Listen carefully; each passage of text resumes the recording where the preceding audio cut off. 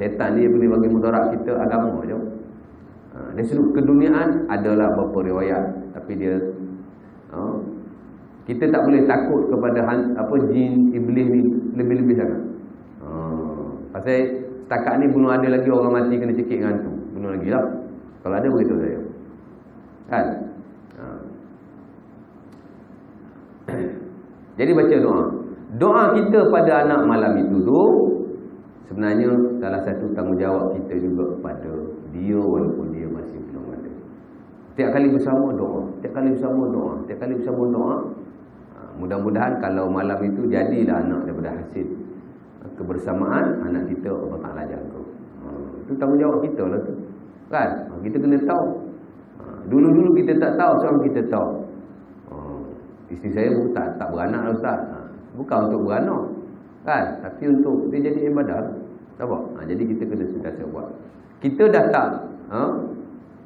Kita ada juga anak isteri kita. Kita ajar anak isteri kita baca doa ni. Kan? Agama kita tak boleh malu. Kita ada anak lelaki, boleh tanya anak lelaki kita. Kau dengan isteri kau baca doa tak? Boleh tanya, jangan malu. Tanya anak isteri kita. Anak lelaki lah. Kalau anak perempuan bagilah maknya tanya. Kita nak tanya anak perempuan kita pula. Jangan, kita tanya anak lelaki je. Tak tahu lah Pak. Ni aku ajar kau doa. Kena pastikan dia baca. Mudah-mudahan esok kalau dia beranak, dia cucu kita juga. Kita pun mudah-mudahan tak jadi susah. Jadi senang. Kan? Sekarang ni bila anak lahir ada banyak masalah. Kita daripada awal pun kita buat. Nampak? Jadi bila kita buat dua ni, sekurang-kurangnya alhamdulillah. Nampak? Itu peringkat pertama lah. Peringkat pertama. Di samping yang lain-lain lah. Isteri kita kena makan makanan yang berkhasiat. Benda tu Ustaz saya ajar. Perempuan dia pandai sendiri. Bila dia mengandung, dia banyak membaca buku-buku keibuan, tengok makanan yang berzat-berzat. Itu biasa. Perempuan kita tahu sangat. Kan? Kita pergi klinik pun, terutama kalau klinik swasta, masa ibu mengandung, dia bagi berapa kali kursus tuan. Saya 2 kali pergi kursus masa isteri saya mengandung. Cerita pasal ada 2-3 orang dia punya penceramah dia. Biasa Cina lah, cakap pasal makanan berkhasiat, penjagaan bayi. Itu benda-benda begitu kita tak payah ajar. Ustaz tak payah ajar kat sini, biasa dia orang lebih tahu. Ustaz nak ajar benda-benda sudut kerohanian aja, agama ni. Dan kita terutamanya yang selalu duduk di pentang masjid dan surau, kita ajar iaitu. Yang lain-lain tu anak kita pandai, dia lagi advance daripada kita. Habis. Baik, bila anak kita lahir pula, apa tanggungjawab kita? Nombor 1, ini Ustaz ajarlah Kedah ni. Ni ulang kaji je malam ni. Lahir je, apa kita nak buat? Azan. Ni pun kalau boleh kita tak boleh miss. Dan kita kena pastikan cucu kita diazankan. Kalau kita masih beranak lah, anak kita kena azan. Jangan tunggu Ustaz datang azan, tak perlu. Lahir je tu azan. Cuma jangan nak berhubung dengan nurse pula. Anak kita keluar belum separuh lagi, nak azan dah. Tak boleh ya. Tunggu dia keluar habis dulu, misi lak-lak dulu, potong tali pusat dulu, ambil timbangan, ukur panjang, dah. Lepas tu dia akan balut-balutkan. Dia kata, kalau nak azan. Biasa macam tu lah. Kita pun azan. Kenapa kita perlu azan? Sebab sahabat Nabi, bahkan cucu Nabi sendiri, Hasan, tak kala dia dilahirkan, dia diazankan oleh Nabi SAW. Kita masa anak kita lahir atau cucu kita lahir, kita ada. Cucu kita lahir, kita ada.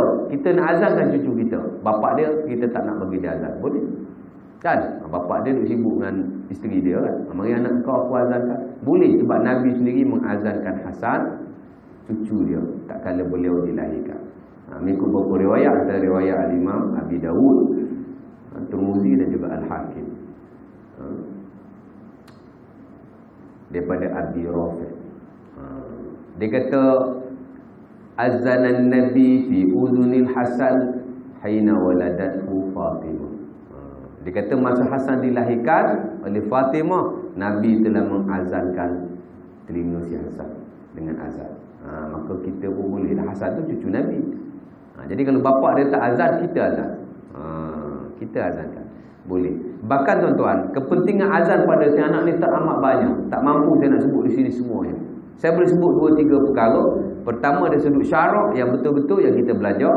Yang kedua dari sudut perubatan Islam yang mana menepati syarak. Sebab saya pun belajar juga perubatan Islam. Nampak? Pertama, contoh kalau pernah tengok TV3 kan, Ustaz Syarhan Syafi'i. Bila dia cerita pasal anak kecil ni, dia selalu sebut Ummu Sibyan. Ummu Sibyan. Satu nama jin yang mengganggu budak-budak kecil. Dan dikatakan dalam perubatan lah, budak-budak kecil yang kena sawat, menangis, adalah daripada gangguan Ummu Sibyan. Itu dalam perubatan Islam. Kita pergi kursus dengan Ustaz Syarhan, dan seorang dua ustaz lagi boleh sebut Ummu Sibyan, itulah dia punya perbahasan dia. Cuma dari sudut syarak, Ummu Sibyan ni dipanggil nas yang lemah, dia tidak diiktiraf. Tapi dalam perubatan dia diiktiraf. Nabi kata siapa-siapa yang azan pada telinga kanan, qomat pada telinga kiri, Nabi kata akan dihindari daripadanya Ummu Sibyan. Dia akan terhindar daripada Ummu Sibyan. Kena azan, kena iqamah, tapi nas dia lemah sikit lah. Nampak? Anak perempuan sama, anak lelaki sama. Mazhab Syafi'i sama, mazhab lain pun sama. Cuma adalah sedikit perbezaan. Sebagian ulama kata lelaki diazan dan diiqamahkan. Sebagian kata perempuan tak perlu diazankan, hanya diiqamahkan. Ulama ada pelbagai pandangan dalam isu ini. Saya ambil yang paling pertengahan dan dipilih oleh banyak ilmuwan Islam, ialah sama ada lelaki atau perempuan juga kena diazankan dan diiqamahkan. Sama, tak ada beza. Kita ambil, kita azan. Azan tak terlampau kuat, azan tak terlampau perlahan. Azan. Tapi bukan nak panggil orang semayang. Allahu Akbar. Kan? Pekerja hospital tu baru semayang maghrib berjemaah kat surau. Dia kata, azan apa? Dia tadi dah azan. Jadi mengelingkan orang pula. Kan? Azan biasa-biasa. Lepas tu qomat. Lepas tu tak payah semayang. Azan dengan qomat je. Nampak? Kadang-kadang antara hikmah azan ni kita tengok kehidupan kita, Allah Ta'ala dah tunjuk satu contoh perumpamaan secara simbolik. Allah Ta'ala tak sebut direct, Nabi pun tak sebut direct, tapi simbolik kehidupan kita ialah daripada awal kita lahir sampai kita mati. Kita bagi kita tengok, lahir disunatkan azan, tak ada semayang. Tuan-tuan lepas azan anak tuan-tuan tu, tuan-tuan tak payah semayang. Tuan-tuan nak semayang syukur boleh selepas tu lah. Lepas azan anak je letak anak tu angkat takbir, Allahu Akbar, berkesinambungan dengan azan. Ini azan semayang apa azan? Tak perlu semayang. Bila anak lahir kita azan, tak ada semayang. Tapi bila kita meninggal, kita semayang. Kita tak semayang dah, kita duduklah kerana tu. Orang semayang untuk kita, tapi ada azan? Tak ada azan. Ada qomat je. Nampak?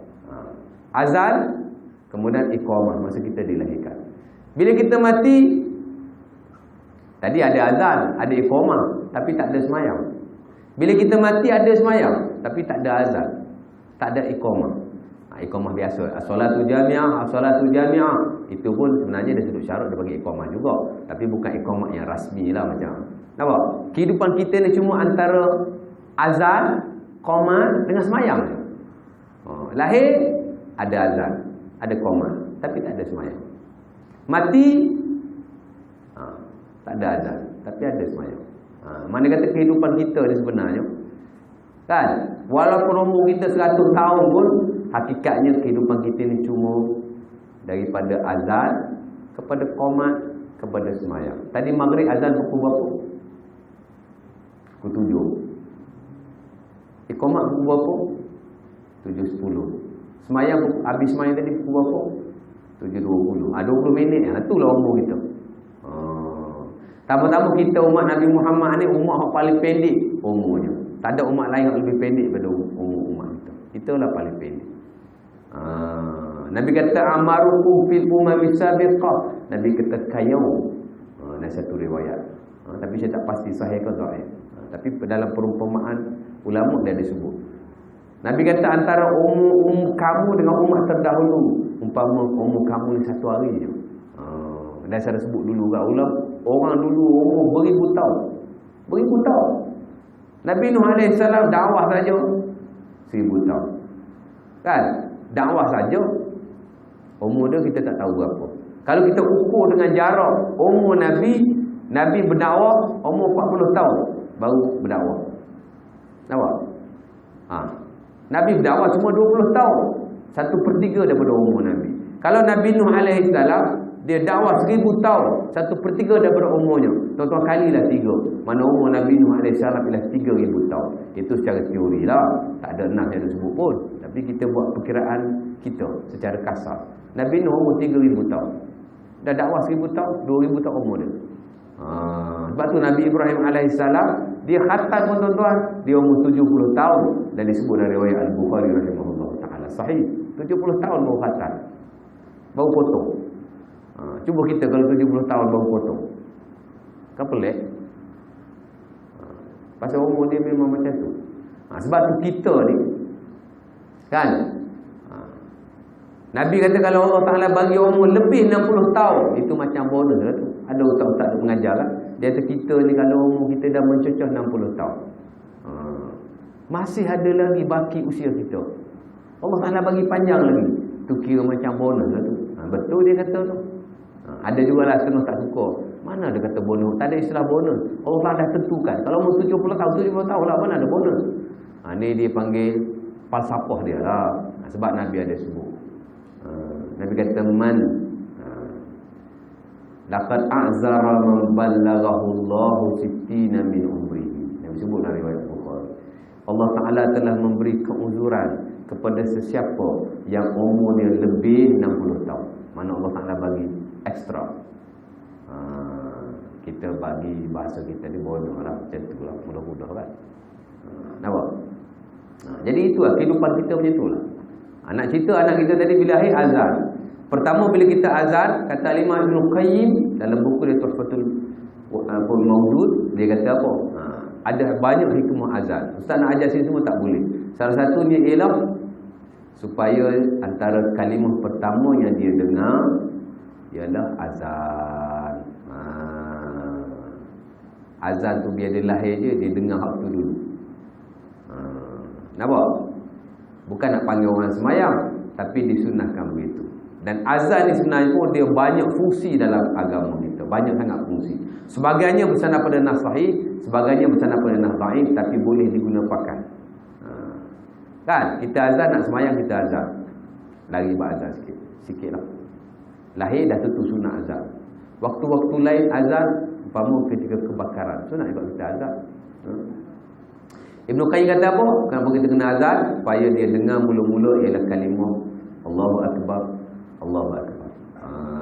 Tuan-tuan sebut Allahu Akbar, Allahu Akbar. Nabi kata tamla'ul mizan. Adik Ahmad daripada Abi Darda. Pahala dia boleh memenuhi mizan besar. Yang kedua pasal apa?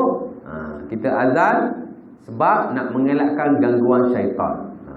Kita belajar dalam perubatan Islam nak mengelakkan gangguan umur sibian. Sebenarnya itu satu kelompok kecil daripada kepentingan. Sebenarnya bukan umur sibian saja, sebab nafsu pun dhaif. Sebenarnya daripada syaitan secara umum. Memang syaitan. Bahkan anak-anak ni tuan-tuan, bila dia lahir, pasal apa dia menangis? Pasal apa dia nangis? Orang perubatan kata pasal tabiat manusia. Kita dah sudut syarak, perubatan ni hak mana kena dengan syarak, kita kata ya lah. Tapi kalau tak kena dengan syarak, kita tak boleh kata ya. Perubatan kata sebab lahir ni tabiat manusia. Kita kata bukan tabiat manusia. Pasal Nabi kata dia disentuh syaitan.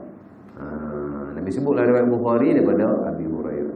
Nabi kata tidak lahir seseorang anak daripada perut ibunya, melainkan dia akan disentuh syaitan. Dan dia menangis kerana sentuhan itu. Anak kita kalau lahir tak menangis tu, pasal perubatan ni dikaji dari sudut perubatan. Bila anak tu tak menangis, dia tepuk-tepuk langsung menangis kan. Bila menangis normal lah. Betul juga sebenarnya. Tapi dari sudut agama, Nabi kata dia menangis sebab dia disentuh syaitan. Sentuh syaitan sebab tu dia menangis. Sebab tu kita azan. Sebab apa? Sebab syaitan lari. Sebab bila kita azan, iblis ni memang dia lari. Anak kita lahir, syaitan sentuh, dia menangis. Kita pun terus azan. Tak payah baca Quran dulu, azan dulu. Allahu Akbar, Allahu Akbar, Allahu Akbar. supaya syaitan lari. Bukan masa azan tu saja syaitan lari. Kita masa nak semayang azan pun syaitan lari, kan? Tuan-tuan baca mutaqabbal hadis lalu buat azan. Ada 2-3 hadis yang pasal saya pasal sebenarnya banyaklah. Azan syaitan lari. Dan bila kita azan, syaitan lari ni dia bukan lari saja-saja, dia lari terkentut-kentut. Makna kata dia sakit. Nabi sebut dalam beberapa riwayat. Nabi kata bila azan, antara riwayat Muslim dari Abi Hurairah, Nabi kata syaitan akan lari dan dia terkentut-kentut. Satu hari Nabi duduk depan sahabat nama Salman Al-Farisi ataupun Sulaiman bin Sabit, saya pun tak ingat. Duduk sahabat. Bila azan, Nabi kata zahabas syaitan hatta yakun makana rauha. Oh, syaitan dah lari dah, Nabi kata, sampai dia duduk di satu tempat nama Rauha yang dia tak dengar azan. Sahabat tanya, Rauha ni kat mana ya Nabi? Nabi kata dia daripada Madinah 33 km jauh. Oh, dia akan lari tempat tak ada azan. Lari ke gunung-gunung, ke bukit bukau. Ini betul. Sebab tu azan dia dapat menjauhkan syaitan daripada apa yang diriwayatkan daripada baginda Nabi sallallahu alaihi wasallam. Lari terkentut-kentut. Tapi dia lari tuan-tuan. Dia bukan lari terus. Azan dulu. Dia tak lari terus. Bila habis azan, dia akan datang balik. Ingat dia lari terus kan? Dia tak lari terus. Dia akan datang balik, Nabi kata, sampailah kepada iqamah. Dia pasal ada kerja dia. Kerja dia nak mengganggu orang dalam sembahyang ketika dia sembahyang sunat ataupun ketika dia berdoa. Dia mari nak ganggu kita masa tu. Dia lari dah, tapi dia mari balik. Sekejap ustaz, dia lari 33 km, dia boleh lari balik ke? Tak payah tanya macam tu, ustaz pun tak tahu. Tapi begitulah yang diberitakan, kan? Dia lari sejauh-jauhnya. Kemudian bila habis je azan datang balik, dia mengganggu kita. Qomat pula. Lari lagi. Kemudian bila dah habis qomat, kita dah semayang, dia akan masuk balik. Dan Nabi kata dia akan mengganggu solatmu. Dia akan kata uskur kaza wa kaza, uskur kaza wa kaza. Tadi begini, tadi begitu. Sebab tu benda-benda yang kadang-kadang kita tak terfikir di luar semayang, kita akan terfikir dalam semayang. Kan? Benda yang kita lupa di luar semayang, kita akan ingat ketika semayang. Nampak? Tambah-tambah lah kalau kita ni jiwa kita tak tenteram. Lagi lah. Sebab tu bila kita nak semayang, kena betul-betul tenang. Nabi tanya semayang, ada sahabat lari dari riwayat Muslim. Nabi kata jangan lari, kau kena berjalan. Semayang ikut apa yang kau dapat. Dapat salam lah. Habis lepas salam, semayang juga tak apa. Tapi jangan lari. Lari ulama kata makruh. Betul-betul makruh. Pasal dia dia sudut syarat dia tak bagus lah. Nampak? Biasa. Tak payah tahu berapa. Masuk semayang. Baik. Nampak? Azan syaitan lagi. Sebab tu setengah-setengah orang dalam perubatan Islam ni pasal apa dia azan? Orang minta tolong kita, ustaz, kita tahu rumah sikit ustaz, saya rumah ni macam ada gangguan. Kita buat apa? Kita azan. Kan? Pasal mengambil daripada ini, azan ni kita boleh azan. Tak ada masalah. Ada kepentingan kita boleh azan. Rumah kita rasa tak selesa, kita boleh azan. Dan kita tak perlu banyak kali azan. Azan sekali dah. Azan sekali cukup. Dia boleh menjauhkan syaitan. Bila terbakar pun sama, kita disuruh azan walaupun dia punya nas tu tak diiktiraf, tapi disarankan juga oleh beberapa ulama kita kena azan. Nampak? Orang masuk hantu tak payah mencari ustaz, azan je. Dalam konteks begitulah yang melibatkan syaitan, melibatkan iblis, melibatkan jin, atau azan cukup. Selain daripada beberapa ayat Quran lah yang kita kena baca. Nampak? Jadi anak kita dah azan, kita dah iqamahkan, apa yang kita kena buat? Barulah kita baca beberapa ayat Quran yang disarankan oleh ulama kita. Kita baca Al-Fatihah, kita baca ayat kursi, kita baca Al-Fatihah selaku satu surah yang paling besar. Kita sendiri pun setiap hari kena banyak baca Al-Fatihah. Jangan baca dalam semayang saja. Di luar semayang tuan-tuan kena banyak baca. Surah yang paling agung dalam Quran ialah Al-Fatihah. Kata Al-Hasanul Basri, disebut oleh Imam Muzhabi dalam Syiar Alamin Nubala. Dia kata kitab samawi ni ada beratus-ratus. Agama samawi pun Nabi pun ramai. Nabi pun ramai. Nabi ada berapa? Nabi ada banyak. Tak kurang daripada 124,000. Rasul ada 313. Setiap Nabi, setiap Rasul ada kitab. Banyak kitab. Terhimpun segala kitab Nabi dan Rasul, kata Al-Hasan Al-Basri, dalam 4 kitab utama. Taurat, Injil, Zabur dan Quran. Yang 4 ni pula dia kata terkumpul dalam Quran. 4 kitab ni, Quran, sampailah Taurat, Zabur, Injil tu, dia kata terkumpul dalam Quran. Quran ada 30 juzuk, 114 surah, 602,000 ayat. Bukan 6,666. Itu tak ada dalam dunia ilmu. Dalam syarak tak ada perkataan tu. Dia ada 6,200 lebih. Yang lebih tu lama khilaf lah. Yang dalam TV 6,666 datang dari mana kita pun tak tahu. Baik. Kalimah dia ada 430 atau 20,000. Saya pun tak sembang. Kemudian huruf, tadi kalimah dia ada 77,439 kalimah. 77,439 itu kalimah. Huruf Quran ada 430,000 ataupun 420,000. Itu dia punya huruf. Semua kitab-kitab samawi ni semua terkumpul dalam Quran. Dan Quran tu pula dia kata terkumpul dalam Al-Fatihah. Nampak? Pasal adalah berapa nas daripada Nabi. Nabi kata Al-Fatihah ni umpama satu Quran. Nabi kata Al-Fatihah aywadun anil Quran. Dia kata walaisal Quran aywadun anhu. Mufti Mesir ada buku fatwa dia sebutkan ini. Cuma nas tu sama lah. Nampak? Jadi Fatihah. Kita sakit tuan-tuan baca banyak Fatihah. Tuan-tuan boleh baca pada air. Boleh. Tuan boleh baca saja-saja. Boleh. Bahkan ada banyak nas yang Nabi kata Fatihah ni tuan syifa min kulli da. Kita buka dalam Sunnah Ad-Darimi, ada nas-nas yang sahih, yang hasan, yang menunjukkan bahawa Fatihah ni syifa min kulli da. Adalah beberapa riwayat. Abdul Amir ada. Mana sentiasa baca Fatihah. Baca Fatihah. Tuan nak minum air pun boleh baca Fatihah. Tuan nak minum air, tuan nak tasbih pun boleh. Imam Syafi'i kata, kita nak baca air selain daripada doa, kita boleh baca zikir-zikir ada. Subhanallah, alhamdulillah, wa la ilaha illallah. Bolehlah, tak ada masalah. Niat jangki, niat ruyah kan. Nampak? Jadi kita pun sama. Baca Fatihah, kemudian kita baca ayat kursi. Pasal apa kita nak baca ayat kursi? Pasal ayat kursi juga antara kelompok ayat yang paling afdal. Dipanggil Sayyid. Mana Sayyid? Allahumma salli ala Sayyidina Muhammad. Tuan-tuan baca lah selawat. Mana Sayyid? Penghulu. Ayat kursi ni penghulu ayat Quran. Sayyid ayat Quran. Nabi kata setiap perkara ada keunggulan, ada kehebatan. Kehebatan Quran ialah pada surah Al-Baqarah. Dan kehebatan Al-Baqarah ada pada ayat kursi. Dia ni penghulu ayat Quran. Sebab tu ulama yang besar-besar, salafus salih dan orang-orang yang terdahulu, orang salihin, dia banyak beramal dengan ayatul kursi. Setiap masa.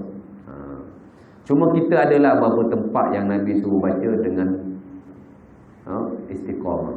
Bila? Lepas sembahyang. Lepas sembahyang baca ayat kursi.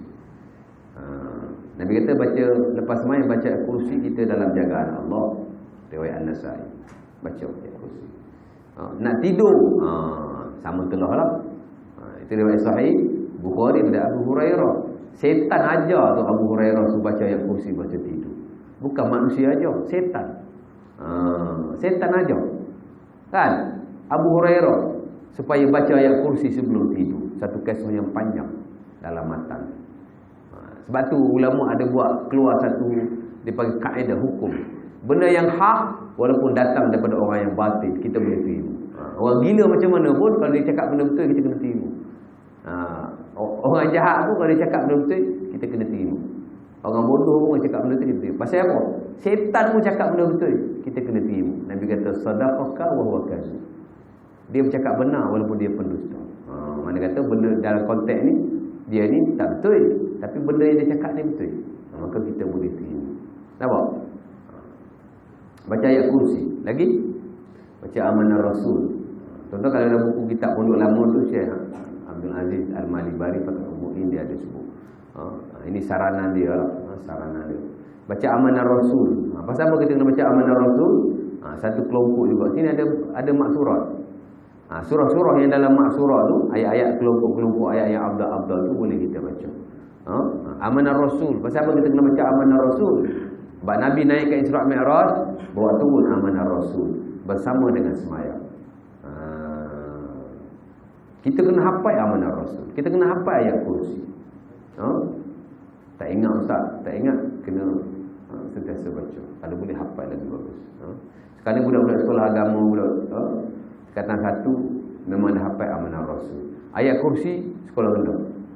Ayat kursi darjah 6 sukatan sekolah rendah. Dia dah baca ayat kursi. Nampak? Saya kecil-kecil dulu pun darjah 6 dah baca ayat kursi. Pasal sukatan tahun 6. Tapi Amanah Rasul tu di sekolah menengah. InsyaAllah. Lagi kita nak baca apa? Tak lain tak bukanlah. Kita baca 3 kul. Dan 3 kul ni tak dapat nak bagi tahulah dari sudut keselamatan. Satu-satunya perlindungan yang mutlak yang diamalkan oleh Nabi ialah 3 kul. Saya sentiasa sebut daripada dulu sampai hari ini. Tidak ada satu ayat, satu bacaan, satu jampi, satu perkataan yang keluar daripada mulut manusia dalam konteks jampi, dalam konteks nak minta perlindungan lebih baik daripada 3 kul. 3 kul. Nabi setiap masa membaca 3 kul. Nak pergi berperang baca 3 kul. Tengok awan gelap je baca 3 kul. Nabi sakit baca 3 kul. Tidak ada yang lebih hebat dalam konteks perlindungan ni melainkan 3 kul. Sampai Nabi ni tuan bila sakit dia tak boleh nak baca. Dibacakan Aisyah pada tangannya dan Aisyah menyapu-nyapu pada badannya. Tak boleh nak baca tau. Orang tolong baca kat dia. Kita pun sama. Itu kalau kita sakit nazak, suruh anak kita baca 3 kul, tiup sapu badan kita. Pasal dia. Dan ada riwayat mengatakan orang sentiasa mengamalkan 3 kul, disapu-sapu pada badannya, akan memudahkan keluarnya roh daripada badan. Dan ini disebut oleh Imam Qurtubi dalam buku dia At-Tazkirah pasal kematian dan hari akhirat. Setahu saya nasu dhaif, tapi disarankan juga untuk kita baca. Nampak? Kadang-kadang amalan sunnah tu memang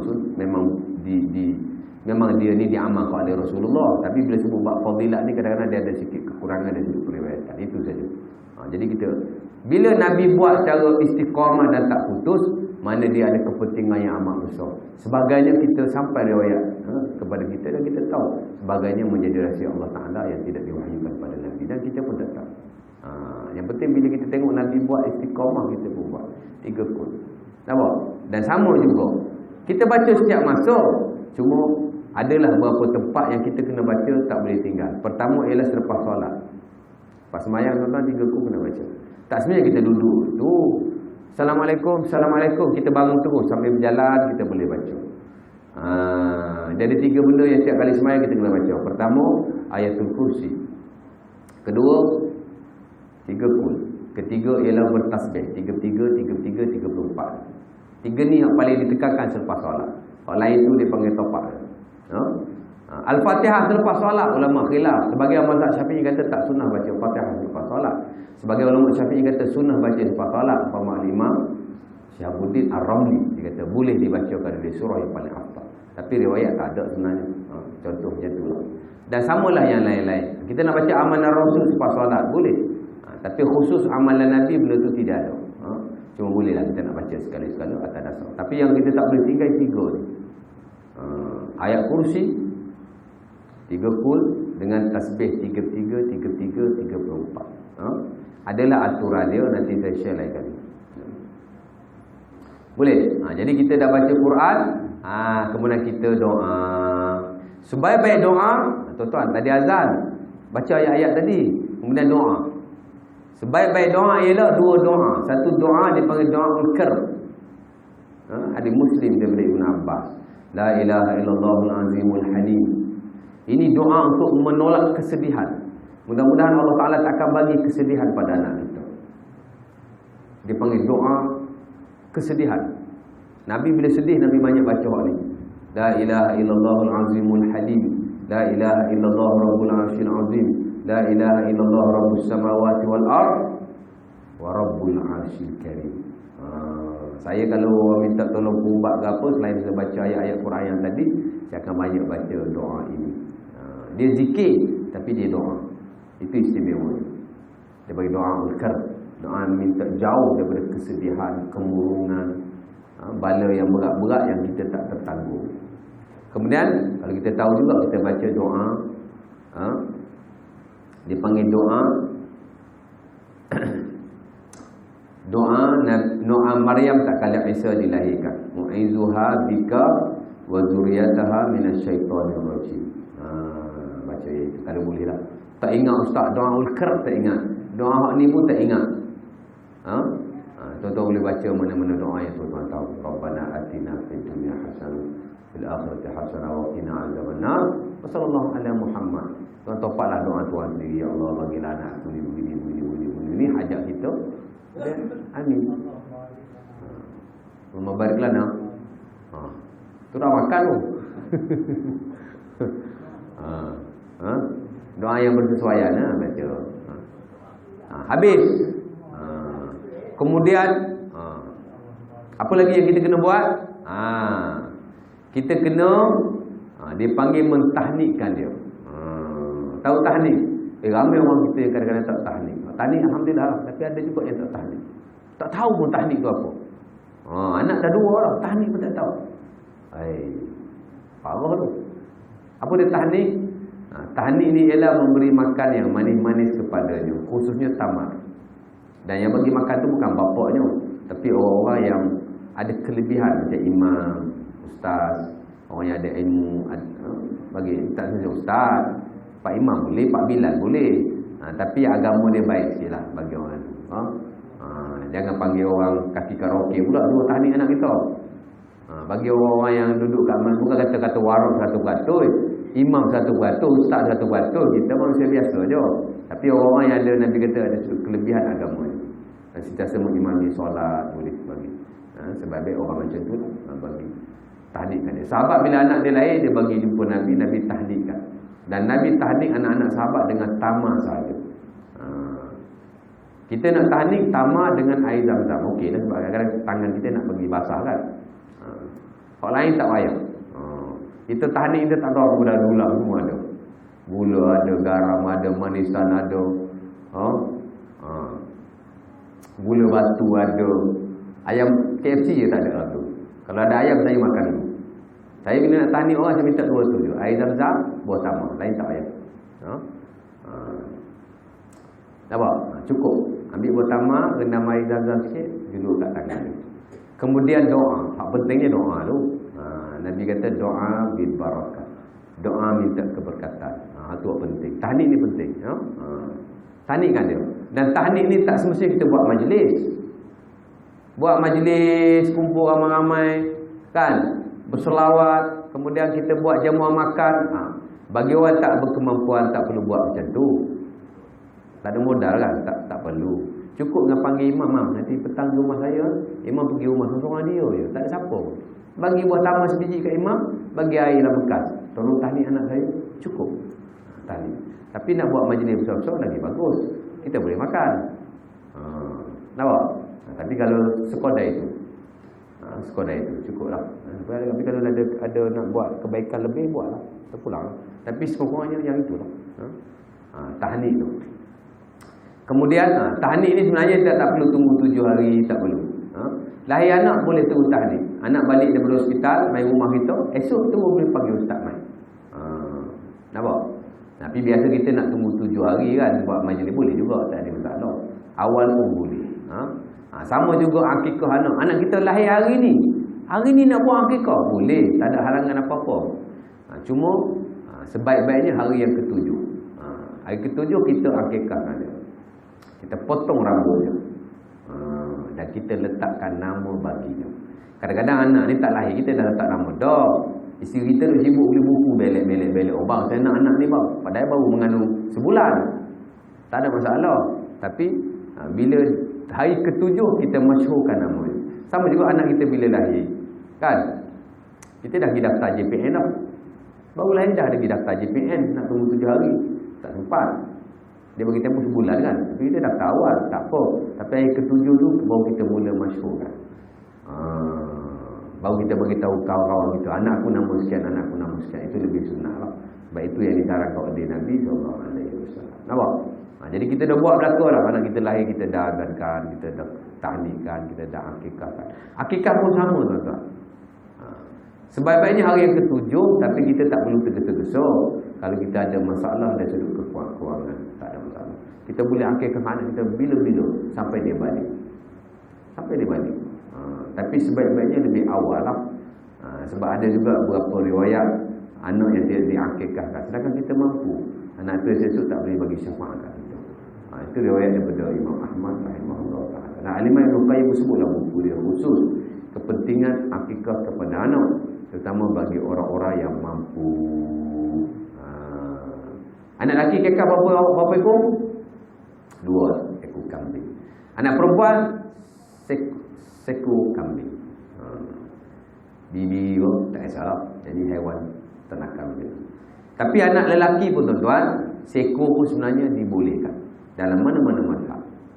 Kata Imam Nawawi dalam Al-Majmu', buku fiqh dia paling besar. Dia kata siapa-siapa yang mengakikahkan dengan 1 ekor untuk lelaki, dia kata faqad asaba sunnah. Dia sudah menepati sunnah. Mana boleh lah. Sebab sebenarnya dia ada 2 riwayat. Satu riwayat Nabi akikahkan Hasan dengan 2 ekor kambing. Satu riwayat dengan 1 ekor kambing. Cuma riwayat yang 2 ni lebih banyak daripada riwayat yang 1. Maka yang 2 tu jadi syiar, yang 1 dia tak jadi syiar. Tapi dibolehkan kita beramal dengan. Sahabat saya tanya, Ustaz, anak dia lelaki dah setahun lahir. Saya nak kata nak kekah dia, kewangan ada masalah sikit. Saya kata cukup sekor. Ambil sekor, tak perlu ambil banyak. Kalau ada mampu buatlah 2 ekor, tak mampu buat ekor. Kambing lah. Jangan kekah ayam pula. Tak dibawa orang. Nampak? Tapi kalau korban ayam boleh. Jadi mesti ada Tok Syekh ada korban ayam. Qardawi pun sebenarnya boleh korban ayam. Itu fatwa baru lah. Nanti lain kali saya cerita. Saja beritahu kan. Nampak? Jadi bila kita dah buat apa yang patut tu, maka dah selesailah 2 tanggungjawab yang terawal. Tinggal lagi anak kita daripada kecil sampai dia umur 15 tahun, barulah kita mula mengajarnya sikit sebanyak, terutama benda yang penting-penting, khususnya sembahyang. Nanti saya akan masuklah sikit selepas ini, insya-Allah taala. Saya tutup dengan tanggungjawab terakhirlah bapa sampai anak tu balik. Saya tutup itu. Kemudian baru kita akan pergi pada tanggungjawab anak pada si bapa. Kita akan hutamkan, kita akan tajuk yang baru. Mungkin tahun depan lah, bulan 1. Lagi 2 kuliah kan, ini bulan 11. Ni dah bulan 11, tinggal 1 kuliah lah. Jadi kuliah bulan depan saya tutup tajuk ini. Nanti bulan 1 kita masuk tajuk yang baru. Tajuk apa? Tajuk kesaksian dusta. Boleh?